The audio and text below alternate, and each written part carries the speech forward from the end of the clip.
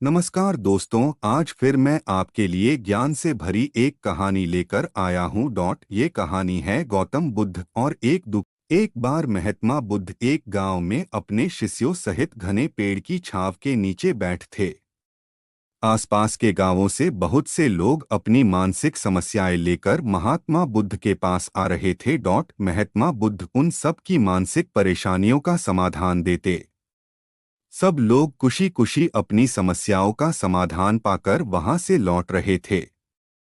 वहीं से कुछ दूर बैठा लोगों को बुद्ध के पास जाते देख एक दुखी भिखारी अपने भाग्य को कोसता हुआ यही सोचने लगा कि अभी कुछ देर पहले तो ये लोग दुखी मन से मुंह लटकाए उन महात्मा के पास गए थे, और अब इतना खुश होकर कैसे वापस लौट रहे हैं। आखिर माजरा क्या है, जरा मैं भी जाकर देखूं कि वो महात्मा ऐसा कौन सा खजाना बांट रहा है इन लोगों को। वे इतने प्रसन्न हुए कि उनके चेहरे लाल हो गए। जब वो दुख भिखारी कुछ नजदीक गया तो उसने देखा कि ये महात्मा तो लोगों को प्रवचन देकर लोगों के दुख का निवारण कर रहे हैं। यह देखकर भिखारी के मन में भी तीव्र इच्छा हुई कि क्यों न मैं भी इन महात्मा को अपना दुख बताऊं। मुझे भी अपने दुख का समाधान अवश्य मिलेगा। बस फिर क्या था, समाधान पाने की लालसा लिए भिखारी महात्मा बुद्ध के सामने पहुंचा और हाथ जोड़कर प्रणाम करते हुए बोला, हे महात्मा बुद्ध, मैं भी लोगों की मदद करना चाहता हूँ। मुझे लोगों की मदद करने की बहुत इच्छा है, लेकिन मैं कैसे मदद कर सकता हूँ? मैं बहुत गरीब हूँ।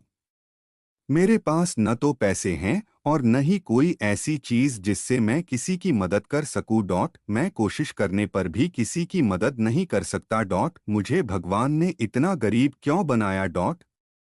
हे महात्मा, मुझ पर कुछ कृपा करो। इतना बोलते हुए भिखारी रोने लगा।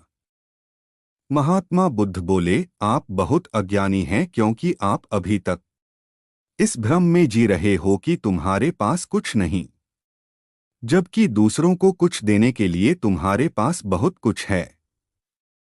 तुम बिना धन और वस्तु के भी दूसरों की मदद कर सकते हो। तुम्हारे पास जुबान है जिससे तुम मीठे शब्द बोलकर किसी के दुखी चेहरे पर मुस्कान ला सकते हो। इन्हीं शब्दों की ताकत से तुम किसी के भी टूटते हौसलों को फिर से मजबूत कर सकते हो। इन शब्दों की शक्ति से आप किसी के भी मन में सकारात्मक विचारधारा के बीज बो सकते हैं और उसे गलत रास्ते पर जाने से रोक सकते हैं। तुम्हारे दो हाथों से किसी भी कमजोर या लाचार व्यक्ति की सहायता कर सकते हो। आपके दो आंखें किसी अंधे को रास्ता दिखा सकते हैं। तुम किसी के लिए दुआ कर सकते हो। यह हो सकता है कि उनके बुरे काम फिर से हो जाएं। आप किसी के अच्छे स्वास्थ्य की कामना कर सकते हैं। लेकिन अज्ञानतावश तुम अब तक इस बात को समझ नहीं पाए और इस भ्रम में अब तक जीते रहे कि तुम्हारे पास मदद करने के लिए कुछ नहीं, किसी की मदद करने के लिए धन और सकता है कि उनके बुरे काम फिर से हो जाएं। आप किसी के अच्छे स्वास्थ्य की कामना कर सकते हैं। लेकिन अज्ञानतावश तुम अब तक इस बात को समझ नहीं पाए और इस भ्रम में अब तक जीते रहे कि तुम्हारे पास मदद करने के लिए कुछ नहीं, किसी की मदद करने के लिए धन और वस्तु का होना अनिवार्य नहीं है।